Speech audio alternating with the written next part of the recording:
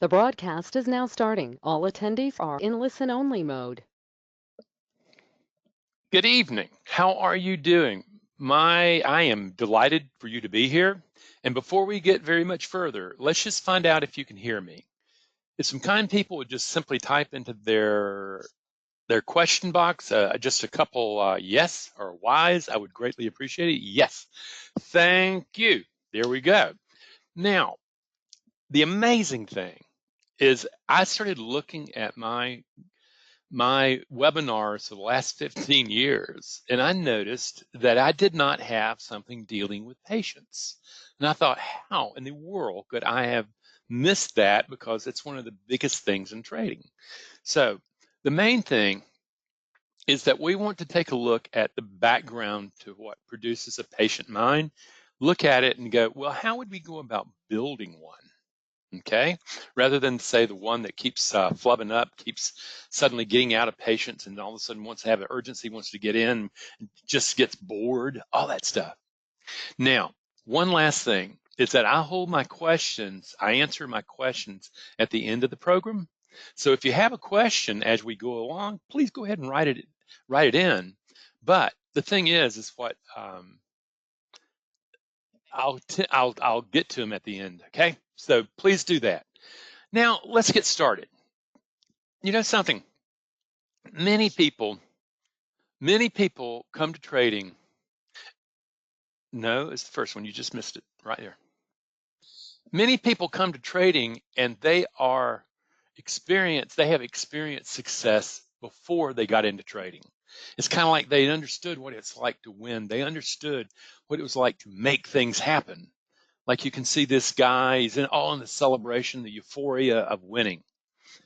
And ultimately, they have learned that aggression, making things happen, pushing, and seizing control over outcome really pays off with great success.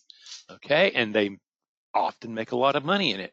Often they come into the moment of where, you know something, I am tired of this rat race. I would like to do something simple. I would like to have more time for my family. I would like to have more time for myself. And they look at trading and go, oh yeah, this is going to really work. And they think they think that that success model that they've used was so successful that it was wired into as normal, and quite logically this success model was brought into trading. And of course you would think that the same thing happened.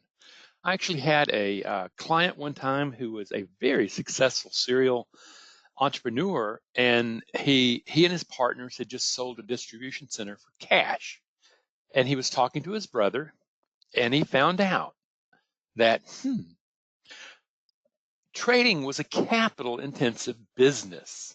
And so my client thought, oh, wow, this is great. I know how to figure out businesses. That's no problem. And I also have a lot of cash. I've got the whole thing. This is great. So he got into trading, and he found out the way he was wired just simply wasn't going to work. He was wired for success as an entrepreneur, but he was not wired for success as a trader. And really the question really becomes, well, why not? Well, the truth is, making things happen now is not part of the success model of trading. Think about that. In trading, it's all different. What you do is, instead of acting on the world and making things happen and winning and that stuff, what you do is you learn how to, you don't have control over outcome. That's the problem in trading. And all of a sudden you get now, you're going, okay, now what happened to these guys who learned from this old success model that things don't work that way now? Well, the truth is, in trading, you've all heard of the tortoise and the hare. And what you discover is that in trading, slow is fast. Okay, slow is fast. And a lot of people have that problem of saying, you know something, this is going too slow. I'm getting bored. I need to look someplace else. And they start saying, I need to be accomplishing my goal. And all of a sudden, before you know it, they're stopped looking for what the market is going to give them. And they are looking for what they can take. and they start looking for it, and they wouldn't even have known about it. So we've got this thing going, and then you go, ooh. And it's also, by the way, it is so hard to stay patient when you're thinking about those goals, you're thinking about that money, you're thinking about, oh man, when I make this money and all this kind of stuff, and I just, I have it down, I've got it. And unfortunately, all you have to do is follow your rules. You bring an edge to your performance, and that gets hijacked. The human brain wants novelty and excitement. It does not want patience. Okay, you see the problem we've got here. And somehow that's going to have to get trained out of you because, ultimately, what you've really got, there are several pathways to having this problem of patience. And the deal is this. During our other times before we were Homo sapiens, when we were Homo erectus, hominoids, and all the way back, what happens is that the need to act at particular moments in time, particularly in moments of danger or opportunity, you just couldn't sit there. You're taking too long. You had to do it now for survival's sake. Either the prey was going to get away if you were acting in urgency, or if you just stood there, you could get gobbled up. So what we begin to see is that, wow, some of the things that we brought through our evolutionary psychology into the trading mind that we bring into trading just don't work. Wanting success now, that's not going to work. Just sitting there is so boring, so yesterday, that you begin to go, wow, what is the problem here? And out of this, here's the deal. This is the formula that so many traders have used, coming from being an alpha, having done really well, and really pushing to win and hating losing. What happens is they learn hard work in, success out. That's the whole thing. We don't even question it. What we know is we just work real hard, that it's going to produce success. And yet we don't really take a look at it and say, does that work in trading? Yeah. But the truth is that in many endeavors in life, that hard work does lead to success. And it becomes a core belief, though, that's driven your life. And when you bring it to trading, you discover something very different.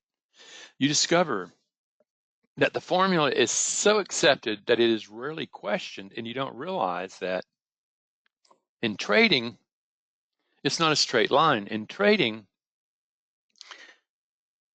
it's just you're not in control of where that trade's going to go. The thing is, you get in, it starts bouncing around, it goes over here, it goes over there, much like the guy doing the pencil things here, and you're trying to adjust, and all of a sudden you go, whoa, whoa, whoa. Hard work and a focus on winning, making money, results in failure over and over again.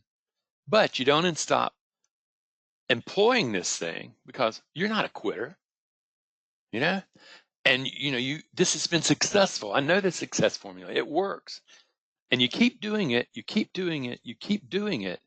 And finally you come to a moment of it just doesn't work, and you don't know why. Or even if you do know why, you don't know how to stop it. You don't know how to stop that movement, particularly with a lot of folks that lose patience. They lose patience while they're waiting for setups. They get bored. And as they're sitting there bored, they start looking elsewhere.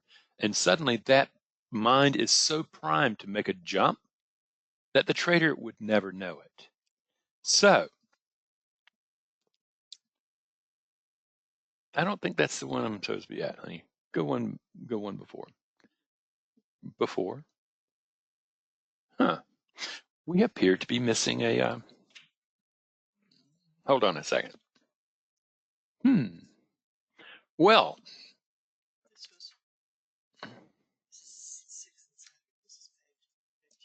hold on a minute. We're having an issue here.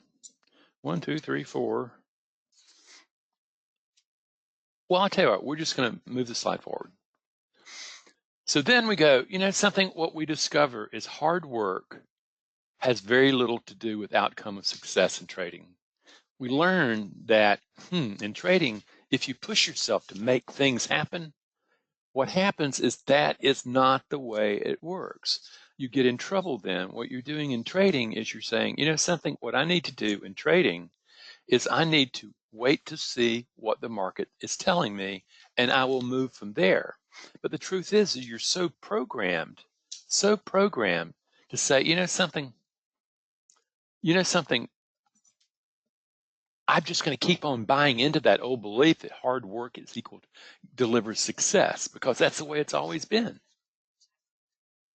Oh, I have it out of order. And what I can tell you is that I often am out of order. So there you go. So we've gotten that. And we're going, oh my God, Randy, are you telling me that hard work, the stuff that has brought me success, stuff that I have learned my entire life, it's not working in trading? Yes, that's exactly what I'm telling you. And out of that, what you really discover is this. The success mind is better understood as waiting for opportunity. You think you look at this fisherman. He's casting.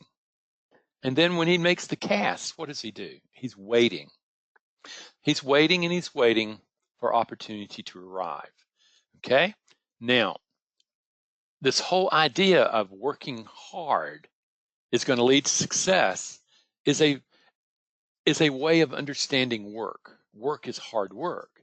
What I'm asking is that work constitutes effective action in a trader, and it's maintaining a disciplined, patient, and partial mind. It is not focused on doing. There's not that much doing that goes on with this, but yet there it is. So now we're beginning to see some real differences in the mind that you basically, to grow up in a modern culture, you're going to be competitive, you're going to want to win, you're not going to want to lose, you're going to make things happen, all that stuff you're taught that it brings success. All of a sudden you discover is that that's no longer effective. And it really comes down to, well, what do I do? What's going on? And then you discover that one of the big things is boredom. Particularly if you're alpha, if you're used to having been making things happen, what happens is you're going to be sitting there and you're just waiting. There's no setup inside, and you go, well, maybe I'll look at my phone. Let's see what's there. Yeah, I've done all that, and maybe I can do some emails. And maybe I just look at someplace else, another market, just while I'm sitting here doing nothing. And before you know it, you've jumped. The problem is that we don't see the patient mind crumbling in the midst of all this action around you. Something else takes over, and it's so familiar, you don't notice it. It feels good to be in action. If I'm doing something, I'm doing something. Okay?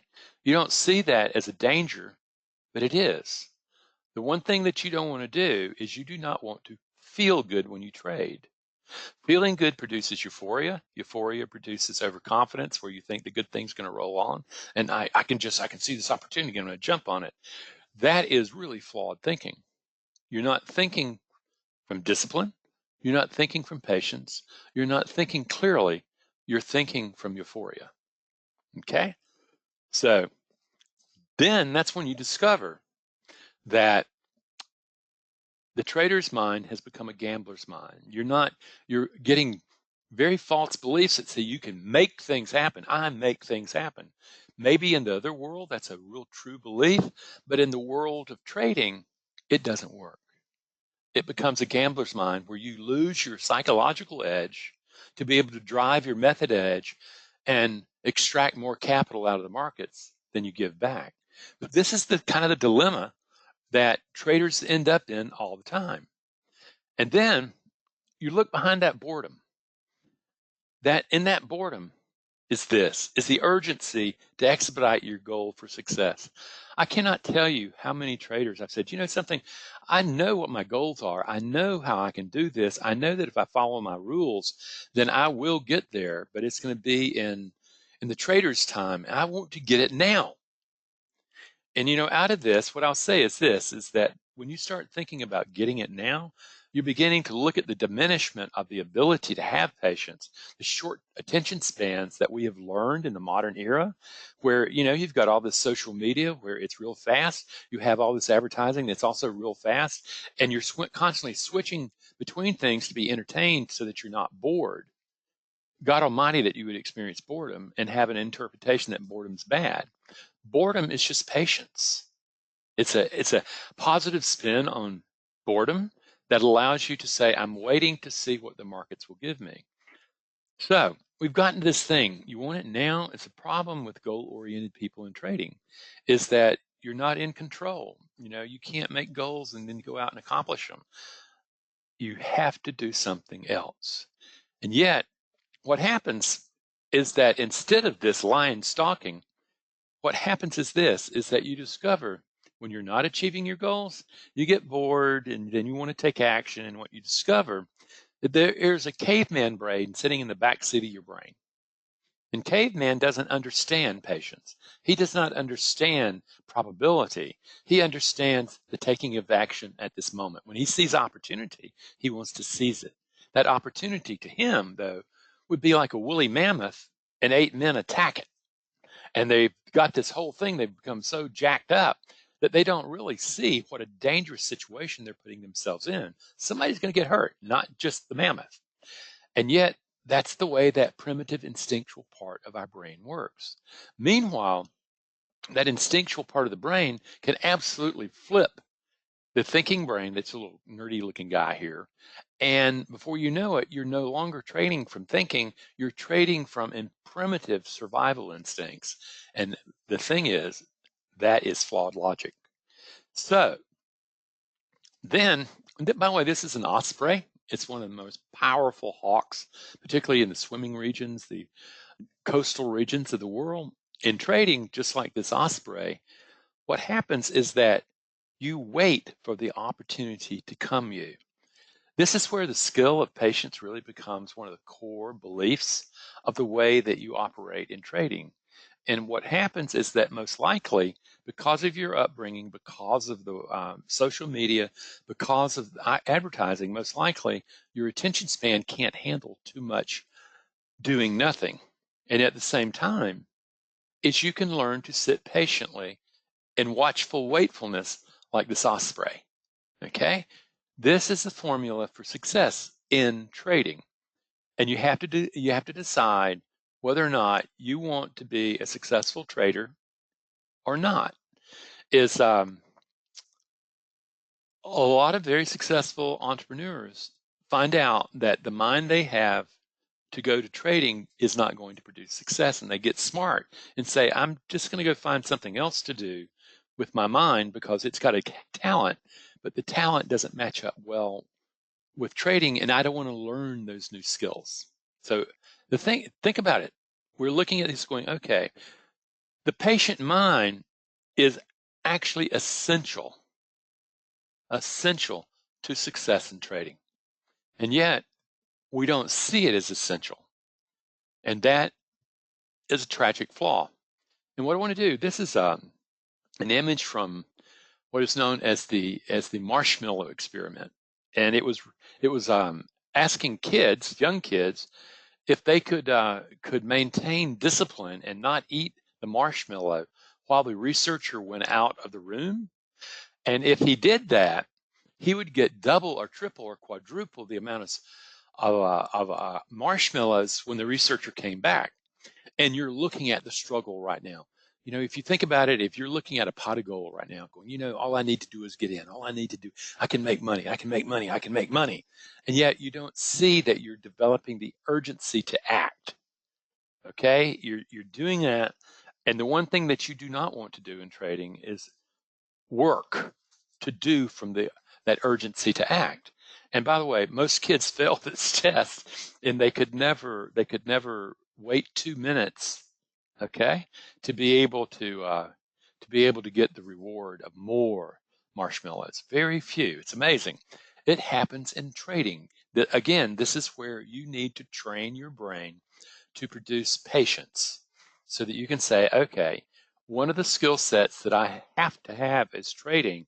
I have to develop the patience so that I'm there in watchful wakefulness, waiting for the market to show me what it's willing to give me. And this is where emotional intelligence becomes so important. And so you get into that watchful wakefulness, and you begin to see that it is the attitude behind patience. You're watchful, you're in wakefulness, and you're waiting for that opportunity to come towards you. Now, let me tell you a story. What I want to do is I want to tell you a story of the American cougar, okay, the North American cougar to be exact. The North American cougar is an apex predator. He is top. He's top. Okay. Yes, please. I'm sorry. And he is top drawer. Okay. But the thing is, you look at him, he can be a 225, 250 pound cat and, formidable. Okay. And yet at the same time, when he hunts, what he does, he climbs up a tree, goes out on a limb, and he sits there in watchful wakefulness until the deer shows up and is set up. Just like this cat's doing. He's sitting up in a tree where the deer can't see him and the deer's neck can't crane up, okay? And he's if you looked at him, you might think, well, maybe he's asleep. He's not working. Yes, he is. He is being watchful, wakefulness, waiting for the forest to show him what dinner is. That's what's happening. It's not about doing, okay? It's about the preparedness to act when the moment is there. And what happens is when you see the breakdown of patience and you're moving into movement, what you're looking down is the breakdown of the effective action of trading. You're not being shown what to do. I'm going to make it happen. And yet here's this cougar just sitting there waiting for a white-tailed deer to set up in the trap. He knows the patterns. He's done his homework. He's done his charting, and he's waiting. And when he comes down 15, 20 feet, and in hopes he's going to snap the deer's neck and it's going to drop dead on the ground. If he doesn't do that and the deer gets up and runs away, the cougar does not chase. He takes that as a small loss. He's not all bent out of shape that he missed the kill, climbs back up the tree, sets up again, and waits for the forest to produce another deer. Watchful wakefulness. And it is the quintessential skill that you're going to have to develop for trading. Because ultimately what this is, you're going to have to produce this sense of centeredness, this sense of watchful wakefulness in the midst of all these voices running around in your head, wanting you to act, saying that you're just sitting here wasting your time. You need to be doing something. Hard work does not produce success. Effective action produces success. And patience is part of that effective action. You're looking to see what it says is available. And this is where the biggest thing, and it's, they have almost everything done, but the hard work leading to success belief is still there. And you're going to have to learn to look at it and dig it out and pull it out and challenge it so that you can change it to the coordination of effective action, which is centered in patience. And if the results from your training do not show effectiveness, then you have a self-limiting belief that is driving all this. And the question really becomes is this: how do you go about changing that? And the first thing is you recognize that in the course that we teach us, both in our group course and our individual courses, what you discover is the very first step is emotional regulation of both fear and impulse. And the impulse is what leads to really getting into trades too early. Then you have to develop mindfulness as a tool. You have to finally learn how you can step back out of the conversations running in the head, and you can say, I'm not any of that. My thoughts and I, my emotions and I, my beliefs and I are not the same. I'm beyond my thoughts. I'm beyond my beliefs. I'm beyond all that. The third thing is you're going to have to start waking up to the internal dialogue that's already going on in your head. When you make the statement, something, I am my own worst enemy. What happens is you have confused your observer has fused to this elements of what I would call the inner critic, and it's saying that, you know something, you're too late, you're too late, you're going to have to do something, you have to do something.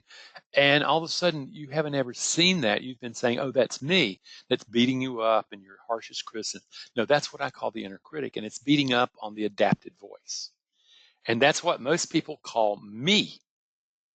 And what happens is when you're sitting in patience, all these things bubble up into the mind, and no wonder you want to get out of it. It's uncomfortable because you don't know how to deal with it. But yet, in trading, you are going to have to turn toward your discomfort. You're going to have to turn toward your fears, and you're going to have to master them. You're not going to obliterate them off the face of the earth, but you can master them. The fourth thing is you're going to have to start learning how to bring empowered elements of your personality into awareness, and you'll find the ones that we're interested in teaching is the discipline of a ruler, the courage of a warrior, the self-soothing of a caregiver, and the impartiality of a sage. These are what combines into the mind that can deal with probabilities and uncertainty. It's possible those emotional programs are part of your human condition.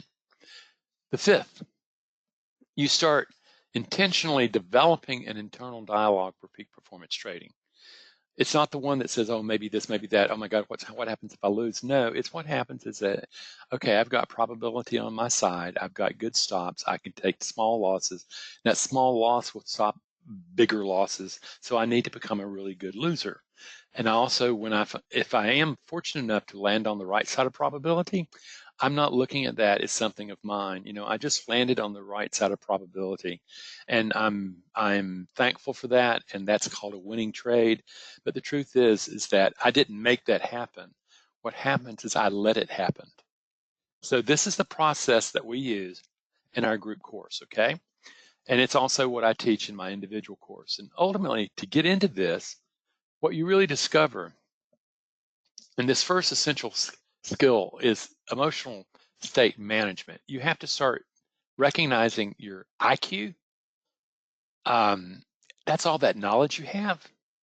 But unless you have a development of your EQ, emotional intelligence, you can't use that IQ, that knowledge, under tight circumstances. So what you're doing is you're saying, you know something, I need to start looking at this link between my biology, my emotions, my mind, and what is actually going on here. The emotional intelligence is what allows you to recognize what makes you tick. And that is enormously important. Most people don't know it. They don't even recognize that they're being sabotaged until it's way over and they see the withdrawal from their account and they go, what just happened? And it's that mindlessness that has to stop, and you have to start going, you know something, I need to find out what makes me tick, and I need to be able to start altering it. This is part of, and you discover, I need to develop the patience. I need to develop patience. That's what I need to do. So you're sitting there, and ultimately, it's this lack of management of both fear and aggression. Aggression is what makes you jump into trades, and you think I'm tired of, I'm bored, I'm jumping into this, right? That's aggression.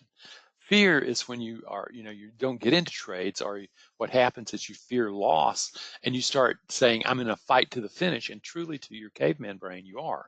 You are tangling with a saber-toothed tiger, and you're going to fight to the finish. And what happens is that to do that, you're going to have to gamble. And you see what happens.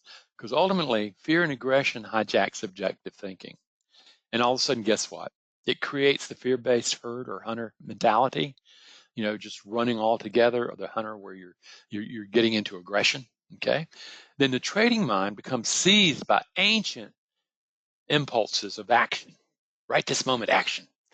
And you're no longer in that patient, disciplined, impartial mind needed for trading. Then you start making trading decisions outside of your trading plan. Oh boy. And you start transferring your capital to the 5% of traders who are disciplined, who are patient, and who are impartial. And they've trained that. They've trained themselves to be. They just didn't show up and say, wow, here I am. I've got it. So we've gotten this thing and say, how do we do this? And I want one more thing. When you say, what is an emotion? Okay, to me, An emotion is a biological action potential that coordinates activity between the organism, that would be the trader, and the environment, that would be the markets. And what it really boils down to, anytime that there is a change in position in the markets, there is a corresponding triggering of emotion in you. And the first thing that happens to that is you get arousal. You'd see the body cranking up, you start getting flushed, you're, oh, oh, I'm ready, okay? And you hold your breath and all that stuff. Then motivation kicks in. The motivation is what the emotion is telling you to do. Attack, avoid, or approach. And unfortunately, what happens with traders, it goes to fight, flight, attack, or avoid. And the thinking mind, the ability to approach, is gone. The next thing that is in an emotion is meaning or belief. And ultimately, you see your self-limiting beliefs all the time when you look at your trading account. Because ultimately, you trade your beliefs, the beliefs that you have about your ability to manage uncertainty in challenging moments are constantly being projected on the screen. And what you're seeing in the result of your trading account is the effectiveness of those beliefs. Now, the next element is the feeling. You would know feeling as the chemistry. That's the chemistry of the emotion in the body altering the way you perceive. This is why it's so important to have a disciplined, patient, and impartial mind that creates the mind that engages the uncertainty of life and markets. So now we've gotten there, and the last thing is temperament. That's not something that I spend a lot of time with. It's the genetic predisposition that you have. There are some people who are just born nervous, anxious. There are some people that are real hot-headed, and they just they come out that way. So that's an emotion. And the question really becomes, what skills do you need to develop to master your emotions, to arrive at a patient mind, one that can wait for the market to show you what it's willing to give you? Fortunately, for all of us, is emotional intelligence, unlike IQ, can be developed. We're kind of stuck with our IQ, okay? But emotional intelligence is something that you can grow, and you can become wiser about what makes you tick and how to use emotions to create a mind for a particular situation. And that is very powerful.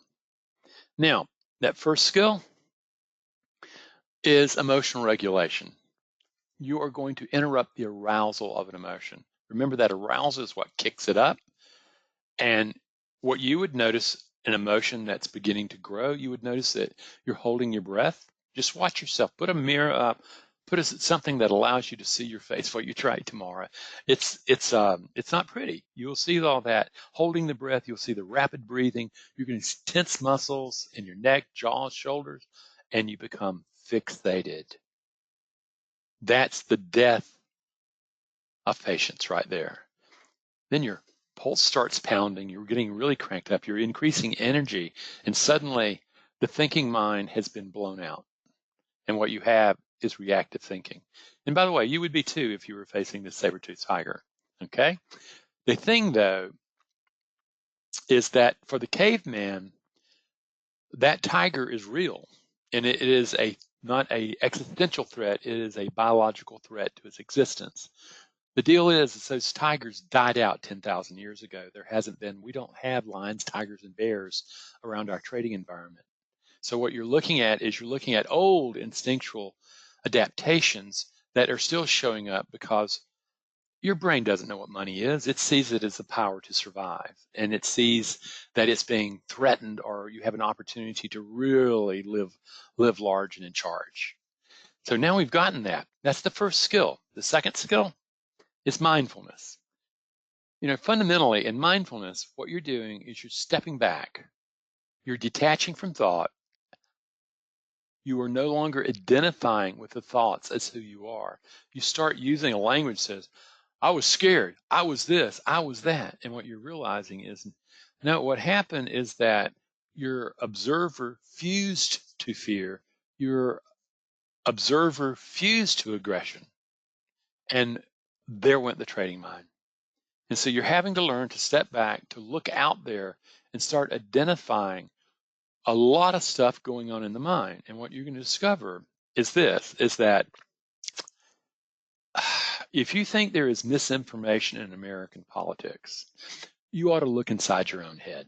There is tremendous misinformation that you need to develop the observer for and to be able to say, you know something, I need to discern this because I'm believing a bunch of lies and it's altering my trading. I need to decide what evidence is there for this assessment about me and what is really true. That's a big deal. Now, then you're going to have to develop the observing self. The observing self is this sense of like where you can watch yourself, and there is it watches. It doesn't assess. It watches. It becomes an observer to the self. It's a faculty that is in all of us, and ultimately, it's really recognizing that you and your thoughts are not the same, and that you're creating. The world doesn't exist out there, my friends. The world exists by all these sensorial inputs coming into the brain, and the brain, based on its biases, assumptions, and beliefs, creating a story about what's out there. And for instance, there is a line in trading that says scared money.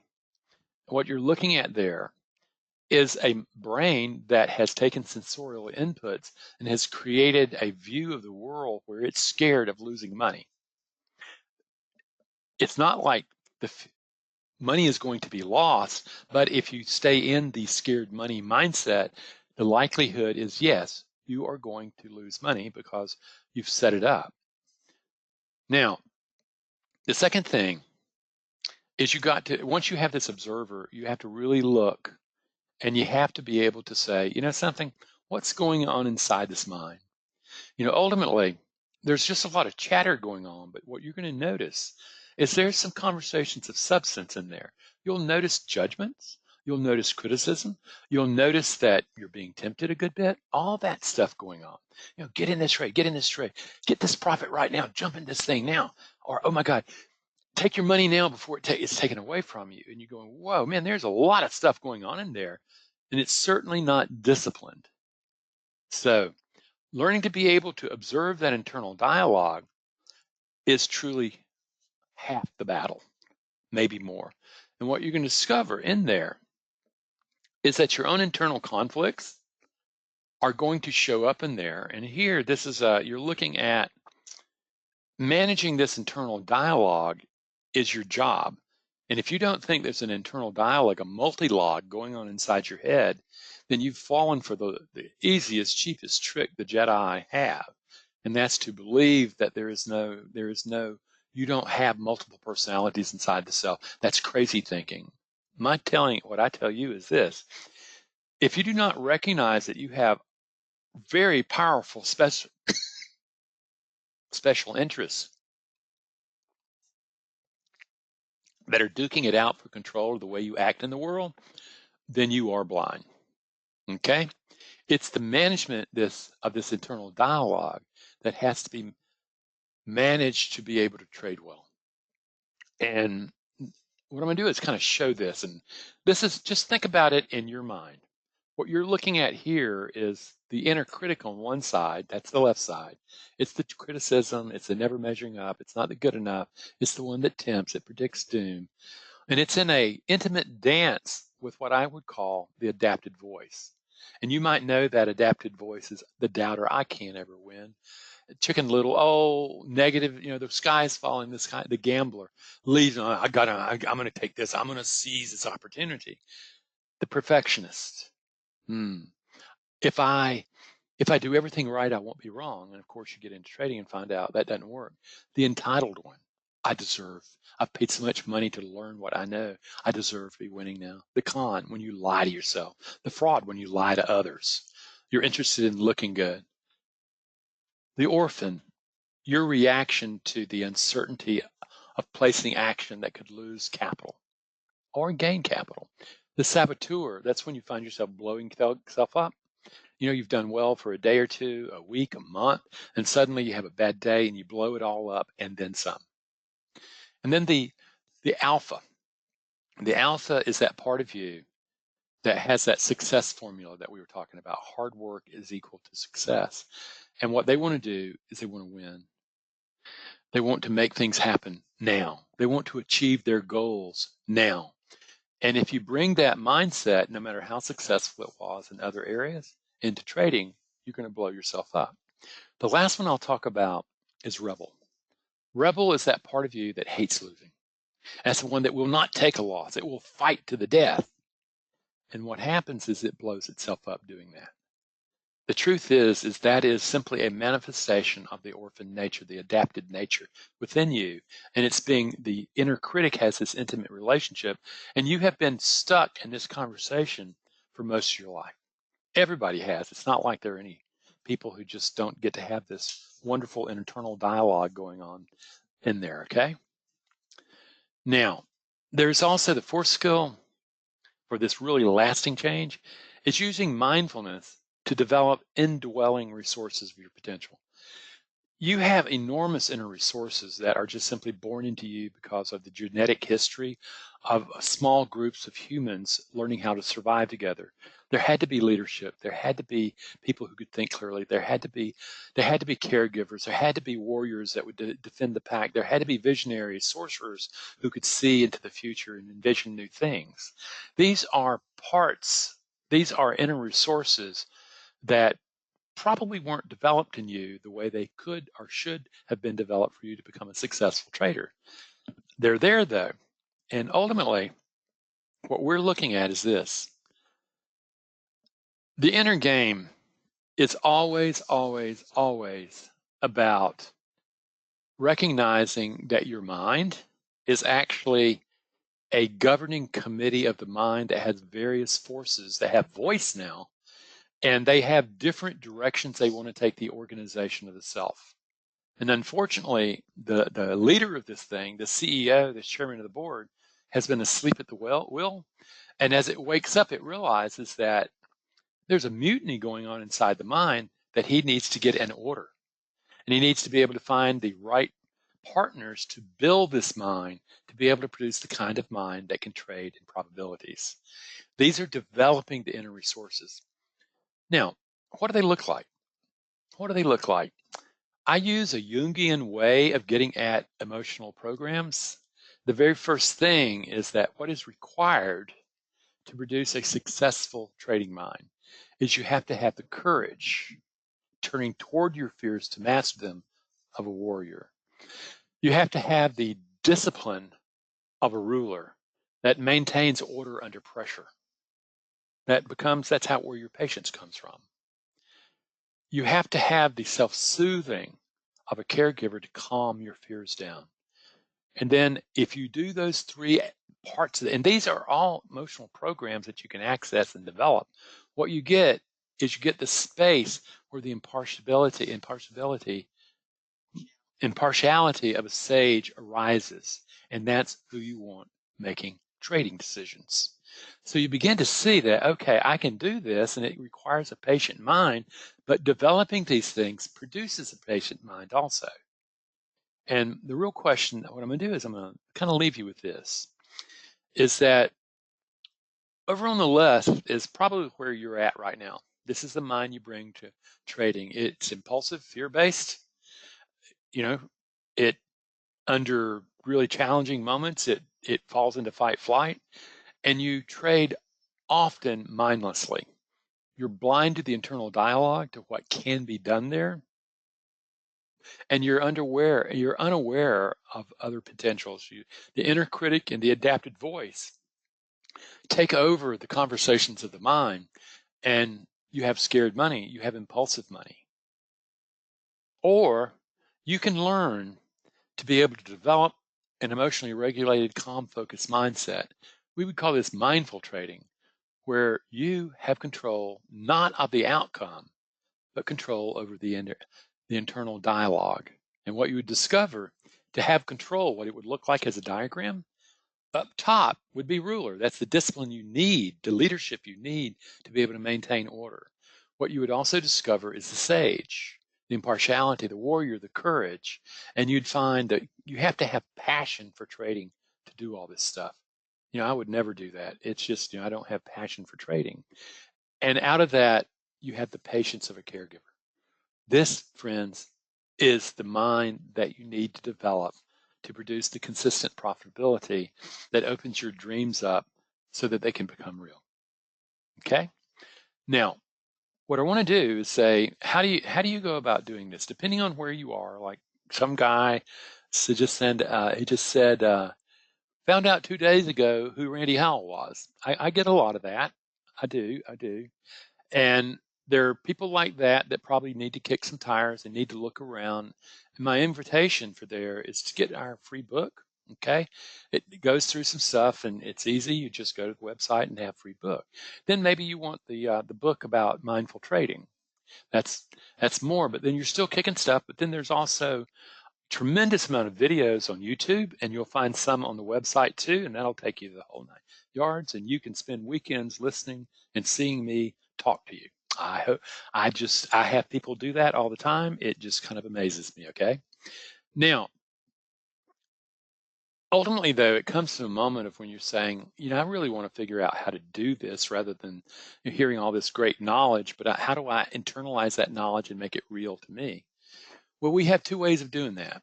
One is a group course that basically you have 5 group meetings with me, and it's in a webinar format, and meetings are recorded. You receive copies of all the recordings, and you go through the 5 essential skill sets that you need to be able to produce a trading mind. You come away, and you have access to this stuff virtually forever. Okay, and our next one begins in September, and I encourage you to register now, because if you register now, and we want you to be prepared, and you should be getting 3 weeks to 4 weeks head start. Okay, and if you do that, we'll give you a $200 thing that we sell on our website, and we'll give it to you for free. And that's just not to get you to make a decision. It's to say, if you're going to do this, we want you in there early and learning the emotional regulation skills. My individual course is highly comprehensive and very personal. It gets to the meat of what's holding you back from your potential.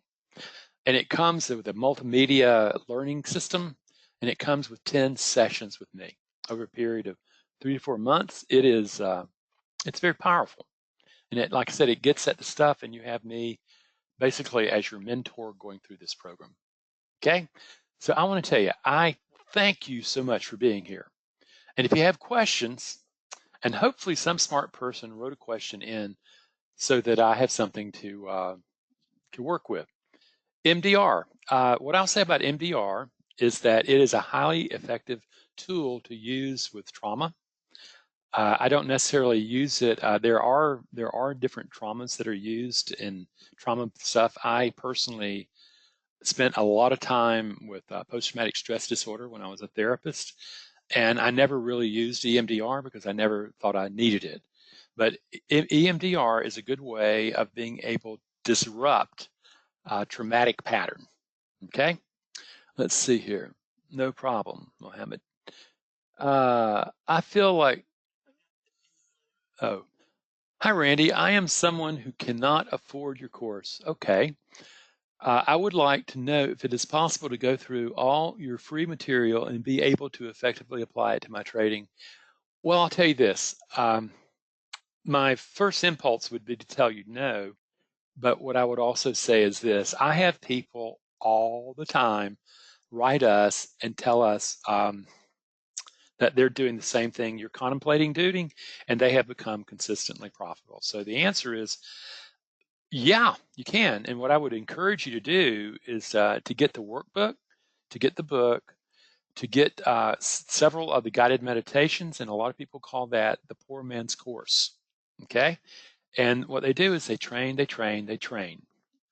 Now, but I appreciate that. And what happens is that some of the problems is that I live in the United States, and a lot of people who really watch me a lot live in India, and my personal course is the price of a small house over there. I understand the problem, but the thing is, at the minute that I would try to do the administration and all that stuff just doesn't make it possible. I wish you well, Muhammad. What is objective thinking? Well, what I don't really even talk about objective thinking. I talk about clear thinking. What happens is that you are looking at the last emotional program that emerged that made us so uniquely different than other great apes was impartiality. Impartiality may look like no emotion, but it is an emotion. It's a fragile emotion that if you have everything else done, the impartiality shows up, and it is able to deliver what most people would call objective thinking. My view is there's no such thing as objective thinking because you don't know what emotions are producing the thinking, and all thinking is emotional state dependent. So what you're looking to do is to produce an emotional cocktail, in this case rooted in partiality, but you're going to need the discipline, you're going to need the courage, you're going to need self-soothing to be able to produce a mind that clearly thinks as it's under pressure. That's the best thing I can do for you. Will the recording of the call be shared? Yeah, we will have this on our website sometime tomorrow. It probably won't be tomorrow morning, but it will be sometime tomorrow. It'll be there and it'll be on our website at the same time. Okay. Melvin, read the book Mindful Trading. I have become a successful trader because of it in part. Yeah, thank you, Melvin. That's what people need to hear is that a lot of people, they're different people. That I have people who are watching and listening to me as they trade. And apparently, I ask people why they do that, and they just say, Randy, your voice is so calming that when I'm listening to you, I'm a much better trader. And the real key is, however you do it, if you find a way of producing consistent profitability, do it. Like I said, I hear people are writing me saying that it's been this work that they've really delved into, and no, they can't afford my trading, my courses, but they can do it, Mohammed. Recently, my belief been telling me, no, this won't work. That's the inner critic. That's not your belief. That's the inner critic in you taking command of your trading committee because of this and that. Do you have some tips to counter this? First of all, recognize it as not your belief. That is the inner critic. And what you're doing is you're saying, what makes that true? And there is no truth. What there is even if there's evidence that you've failed before, that doesn't mean that you are a loser. It just simply means that you haven't learned the skill sets. And your deal in building a mind, you have to building a mind for success in trading and anything else. Failure is your route to success. When you fail, the brain wakes up and is ready to learn. But you have to be willing to learn what it wants to teach. And most of it you become recognizing is that you don't control outcome, you control the mind you bring into the moment. Okay? That's the difference. And at the same time is that the inner critic lies. And it's trying to convince you, and it's doing its best. And what I'm saying is fight back. Find the warrior in you, however that may be done. Find the warrior in you. Find self-soothing, the calming, or find inherent worth. Okay, this is from Nate. Hey, Randy, I basically have everything down except for impulsiveness. Well, that's a big if. Getting sucked into charts and over trading. But the thing is that there are times I do everything right that you mentioned. I am inconsistent. I have taken accounts to 100 to 13% in hours. That's the problem. And have ultra focus mode. I am thinking about taking your course. How long does it take for your students to really stop the impulsivity and waiting? A few months, yeah, if you're taking the individual course. And it really just also depends on how you apply yourself. Right now, I can go into my office and I can pull my working file, and some of those people I've never seen. Other people, you see, they stopped at three or four, 3 or 4 sessions. They get to the heavy emotional lifting and say, "Oh, I can't. I'm not doing this." This is a course for a person who really is willing to say, something. I want to know how to construct a self that can work with uncertainty. Yeah, for personal growth. Okay. And that is the big deal. Okay. And this is Jan. How can I get back to patience once I lost it? I'm going to answer that right now. Is that what you do is when you've lost it by impulse and have done some really stupid things, the chemistry of that impulse is in your body, okay? And you need to burn it out. The most effective way of burning out that chemistry in the body is by exercising, taking a walk, running, doing something that burns that chemistry out. Only then do you go back and start to try to reassert the state of mind that you need. How do I get back to patience once I lose it? And an impulse and did an impulse trade. Of course you did. You've got all that dopamine running in your system and you didn't burn it out. Is it again the breathing, etc., or maybe some other things to do? That in a case like that, what you're doing is you've got to burn the chemistry out of the body, and that's done by exercise. Because I see my anger and impatience, but I can't just get out of it. Thanks and regards from Germany, Jan. What I'll say is this, is that I don't say you can or you can't, but I believe that if you believe that you can or if you can't, you're right. Is that this is a place where we're actually in a place where you're going, okay, can I take control over this mind and can I build it? And what you're seeing is that you're seeing an opportunity to say, this is where I need to focus. I need to look at what's behind the impulse, not just the impulse. That's a behavior. That's an afterthought. You're looking at the belief.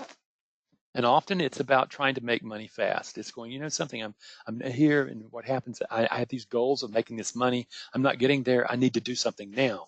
And what you see is you've lost the trading mind, and you've fallen into listening to the inner critic, and there you go. Nate, is any of this able to be done in person, or is it all online? Zoom. It's on Zoom. It has been more than a decade, and it's not going to happen. Okay. No, it's that that's just, we have had some very bad experiences. Okay. Yeah. With people visiting us, and we finally came to a position where we just can't do that anymore, and it happened. Okay. Is this Nicholas? How important is a well-defined strategy edge for consistent property? It's indispensable. The problem is you have to have a psychological edge that drives that edge for you to be able to extract more capital out of the markets than you put back in. Okay. Second, what elements of a strategy are most important when developing your own? Now, I'm not a strategy guy. I am a psychological guy, but I'll tell you this, is that what you need to do is you need to be able to say, at any point in a trading system, with any point that you're actually engaging uncertainty, you need to have taken your mind and built it into the trading state of mind so that your methodology is being run by the empowered trading mind. Okay, and that's what I teach. At the same time, is that there are plenty of fairly inexpensive guided meditations and the workbook and the book that if you're a clever fella, you can start putting that together and you can see how to do that. Again, we call that the poor man's course. I didn't do that. I started hearing that was what was being called on the internet. Christopher, in the UK, I'm in the UK. What time are the 10x Zoom personal sessions UK time? It's 10:30 right now. What happens is that generally we work in Europe in the early afternoon. It's usually evening your time, but not late. Okay, is that it would not be unusual for me to have a session in the UK or Germany or Italy at 1 or 2 o'clock in the afternoon, or 10:30 in the morning, depending on yeah, Eastern. It's all based on Eastern New York time. Okay, let's see. Whoa, Cardiac. Okay, Dave. Whew, I like Dave a lot easier for me. I believe to do such a course, you will need to do a lot of self work. Of course, you will, about your beliefs. Of course, you do. Generally, if one is impulsive, impatient, then one will not have the patience to do this kind of deep work. Uh, Kind of, sort of. I've seen people motivated enough that have developed patience from their incorrigibility. How will your program assist the individual in such scenarios? You're building emotional programs that allow you to have a completely different management structure of the emotions that arise that produce a mind. That's Ferdinand. Okay. I have created my own statistical edge, which works great. Over 800 trades sampled, but I don't trust it because I love it, because I don't trust myself. What can I do to overcome this problem? Woo. Uh, there's no easy answer to that. What happens is you have to actually go to the untrusting part of the self. In Jungian psychology, that's called the innocent. And you have to understand how trust got brutalized. And what happens is ultimately, yeah, that's a one-on-one. Yeah, that's the individual court. That would not enough time for that. But what happens, what you're doing is you're saying there is a developmental arrest that occurred that I don't trust. Okay, and that is actually an attachment wound, and that attachment wound has to be healed. Now, I personally come from an incredibly chaotic and alcoholic, chaotic, and mentally ill family, that it took me a long time to learn to trust others, trust myself. And I'm not saying that I'm perfect, picture perfect now, but I have it under management. So it takes a while. Mohammed, being manipulated by the market is part of the game, or could you avoid it? Well, understand you're being manipulated by the markets is probably due, in fact, that you do not have a solid state of mind that you're engaging the markets with. I tell a story of a trader that I worked with, a big time trader, and he he he his account was huge. It was more than 10 figures. And one day he's looking at me and we're talking, and he shows me this chart and he says, "Randy, you tell me what I see here." And I'm looking at him going, what is it can I possibly tell Christopher? And I said, "Christopher, you tell me what you see." And he said, "Blood. You see all these retail traders right here? I'm about to shake them, give them a scare, and they're going to get so scared that they're going to jump out of that trade, and I'm going to suck their blood." Now, there's no doubt that Christopher was in his time a market maker. There is no doubt that what he ran into was scared money. Okay. And just so happens if that you're still vulnerable to scared money, then yes, a guy like Christopher can take your lunch. Okay. At the same time, if you're solid and have a solid strategy, is that taking a small loss is just part of the game. Oh, this is a long time ago. Back in, I worked with two hedge fund traders, and they sat side by side. They used the same methodology. They used everything. They were best friends, the whole 9 yards, and they talked while they traded.